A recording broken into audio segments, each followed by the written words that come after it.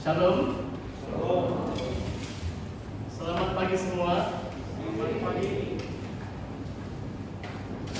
Hari yang sangat indah ini kita bersyukur kepada Tuhan karena kesempatan yang Tuhan berikan kepada kita untuk beribadah, dan kita terus memanfaatkan waktu yang ada.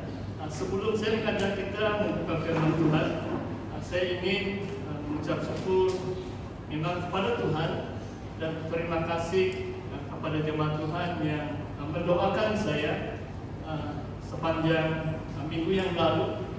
Saya berada di Ranau melayani di BTS selama 5 hari, dan kemudian hari Sabtu dan hari Minggu sampai siang hari saya melayani di SIB Muhibah, dan ada kelas remaja Ahad yang lalu.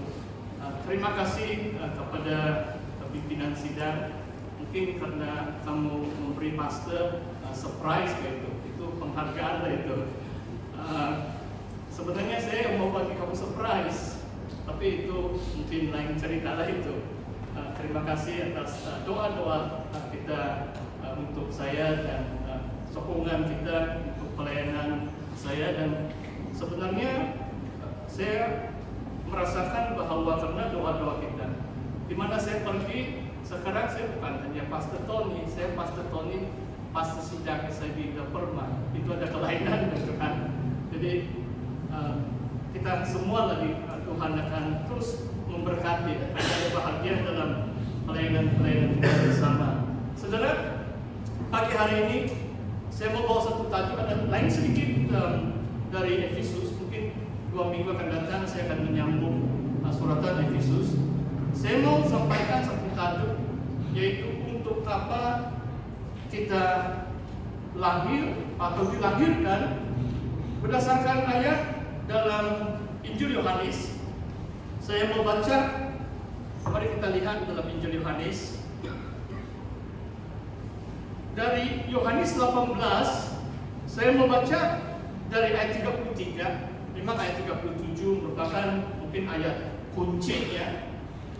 Injil Yohanes pasal 18, saya mau coba menjawab pertanyaan ini, untuk apa kita dilahirkan di dunia ini.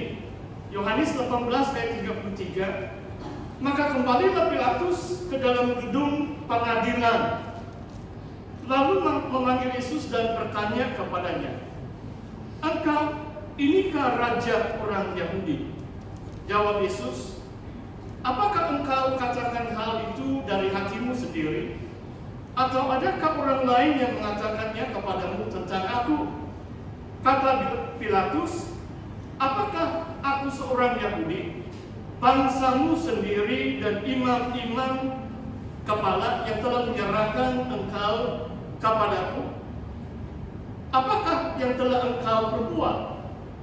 Jawab Yesus, "Kerajaanku bukan dari dunia ini.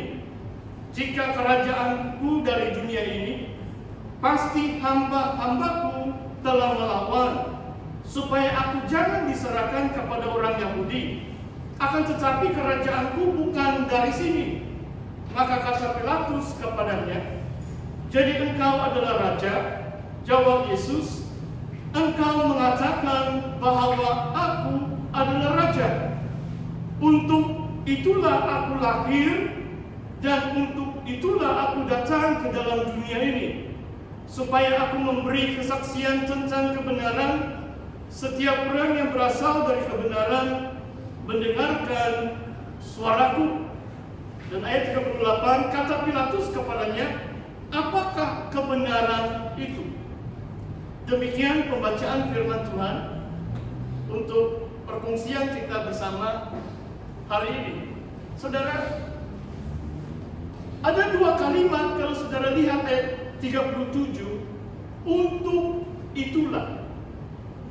Yesus mengulangi kalimat ini, "Untuk itulah aku lahir." Dan yang kedua, "Untuk itulah aku lahir ke dalam dunia, supaya aku memberi kesaksian tentang kebenaran."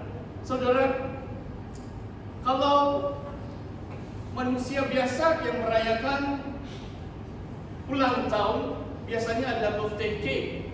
Coba kamu lihat dalam cake ini, saya sempat mengunjungi rumah jemaat kita juga, dan cake ini agak spesial sebab kelihatan ada 4 kuda. Sebenarnya saya tanya, apa ini binatang haiwan di atas cake ini? Comel, cute. Dibilang ini 4 kuda dalam kitab Wahyu. Luar biasa. Merayakan birthday pun akhir zaman. Ada message akhir zaman. Luar biasa. Saudara, kalau kita perhatikan ayat 37 dalam Injil Yohanes 18, sebenarnya dalam 4 kitab Injil, hanya di tempat ini Yesus bicara tentang kelahirannya. Untuk itulah aku lahir. Tidak ada tempat lain Yesus sebut tentang kelahirannya, karena dalam Injil Lukas dan Matius pun itu adalah cerita penulis Injil yang menceritakan tentang kelahiran Yesus. Tetapi kalau Yesus secara pribadi, dia tidak pernah sebut tentang kelahirannya kalau dalam keempat Injil pun, kecuali di tempat ini. Maksudnya saudara, ayat ini sangat penting untuk kita mengerti tentang pemahaman Yesus tentang dirinya. Apakah panggilan Yesus? Kenapa dia dilahirkan atau untuk apa Tuhan Yesus dilahirkan ke dalam dunia? Dan 2 kali Pilatus, wakil raja Romawi waktu itu, Kaisar Romawi, Pontius Pilatus merupakan governor, yaitu pemerintah di tanah Yudea, mewakili Kaisar yang memerintah seluruh kerajaan waktu itu. Yesus sedang diadili. Kalau manusia biasa kita merayakan ulang tahun biasanya happy. Tapi waktu Yesus menjawab tentang kelahirannya atau tujuan kelahirannya, ia sedang diadili. Dan keesokan harinya Tuhan Yesus, atau pada hari yang sama, pada petang jam 3 petang, Yesus akan mati di atas kayu salib. Saudara, Yesus dilahirkan di dunia ini untuk menjadi raja, untuk memerintah bangsa-bangsa di dunia sebagai raja. Kita boleh katakan bahwa inilah tujuan satu-satunya. Memang dalam kelas tunas remaja saya sedang membahas 7 atau 8 gelar Yesus. Di antaranya adalah Yesus adalah Raja Israel. Kalau saudara mengatakan, kenapa hanya dalam hati kita mengaku Yesus sebagai Raja? Di dunia sekarang kacau bahkan. Yesus bukan memerintah dunia sekarang kan? Kalau Yesus yang memerintah negeri Sabah sekarang, mungkin tidak payahlah rakyat negeri Sabah disusahkan untuk membuang undi sewaktu pandemik dalam tempo kurang dari 2 bulan.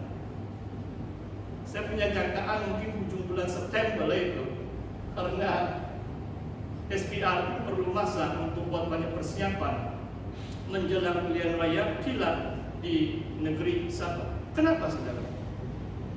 Sebab dalam kebenaran firman Tuhan, Yesus sesungguhnya akan menjadi raja atau memerintah bangsa-bangsa waktu dia datang kedua kali. Inilah pengharapan kita, bahwa dunia ini, bangsa-bangsa akan diperintah oleh raja atas segala raja, tuan atas segala tuan, dan Tuhan Yesus akan memerintah. Bahkan dalam kitab Wahyu mengatakan dia akan memerintah dengan gada besi. Dan orang kudus, orang yang percaya kepada Yesus, akan bersama Yesus. Saudara dan saya disebut sebagai imamat rajani, royal priesthood.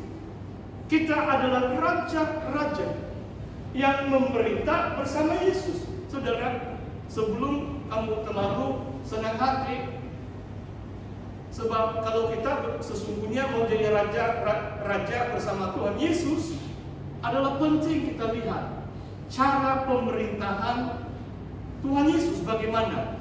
Saya mengajak kita lihat beberapa mazmur. Saudara, Yesus datang untuk bersaksi tentang kebenaran.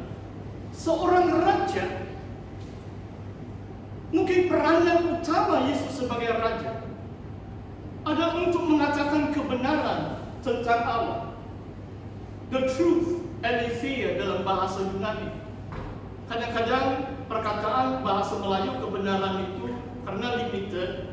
Jadi kadang-kadang kalau righteousness pun kebenaran, truth pun kebenaran, cuma mungkin ada sedikit perbezaannya. Memang ada overlap. Kalau tentang righteousness dalam bahasa Ibrani-nya sedekah, dan kalau truth itu adalah emet.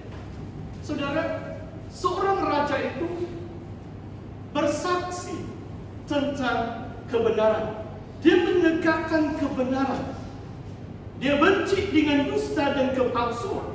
Apa yang tidak benar atau curang itu tidak mungkin dilakukan oleh orang yang percaya Yesus, karena Yesus lahir untuk bersaksi tentang kebenaran. Saya mau petik 2 ayat dari kitab Mazmur. Mari kita lihat. Dan Mazmur 45 menjadi kegemaran saya, karena ini satu mazmur tentang seorang raja. Kalau saudara membaca mazmur ini, memang berbicara tentang Mesias, tentang Yesus yang menggenapi mazmur ini. Cuma saya mau baca dari ayat yang keempat atau kelima. Lihat, kadang-kadang ayatnya pun ada kelainan sedikit. Mazmur 45. Kita lihat, sebab slide saya hanya rumusan dia. Dalam semarakmu itu majulah demi kebenaran, beri kemanusiaan dan keadilan. Biarlah tangan kananmu mengajar engkau perbuatan-perbuatan yang dahsyat. Saudara, kalau saudara baca dari ayat yang ketiga, ikatlah pedangmu pada pinggang, hai pahlawan. Dalam keagunganmu dan semarakmu, dalam semarakmu itu majulah demi kebenaran. Seolah-olah raja ini sedang menunggang kuda. Dan menunggang kuda ini, kalau dahulu kala tidak ada senapan, itu pedang. Pedang merupakan senjata utama. Dan kita tahu dalam firman Tuhan mengatakan, pedang roh itu adalah firman Tuhan. Dan waktu Yesus turun dari surga, gambaran yang sama. Yang penunggang kuda putih dalam kitab Wahyu. Dan namanya adalah firman Allah. Tuhan datang untuk mengadili, untuk menghakimi, dan memerangi bangsa-bangsa yang berontak terhadap Tuhan. Saudara, raja ini dalam keagungan dan semarak raja ini, dia maju demi kebenaran, beri kemanusiaan dan keadilan. 3 perkara ini, saudara, adalah amat penting kita perhatikan sebagai sifat seorang raja, yaitu dia maju demi kebenaran, the truth. Beri kemanusiaan di sini boleh terjemahkan sebagai mungkin kerendahan hati. Maksudnya raja ini dia mengasihi manusia. Dalam Matius mengatakan, aku ini lemah lembut. Hai kamu yang berbeban berat, datang kepadaku. Kalau kita kenali teman-teman kita, kalau kita sudah pun berbeban berat, nanti kalau kawan kita ini garang-garang bengis, siapa mau mendekati dia kan? Itulah Yesus katakan, aku ini lemah lembut. Orang yang lemah lembut, Tuhan kita yang lemah lembut, yang penuh dengan beri kemanusiaan, kita datang kepadanya. Tuhan tahu, Tuhan peduli. Dia mengangkat beban dari kita. Dan dia memberkati kita dan memelihara kehidupan kita. Dan Tuhan maju demi keadilan. Saudara, ayat ini amat mendorong saya. Sebab kadang-kadang saya memandu sampai di Rangau pun saya sudah mau pening-pening sudah. Sebab kenapa ini saya mau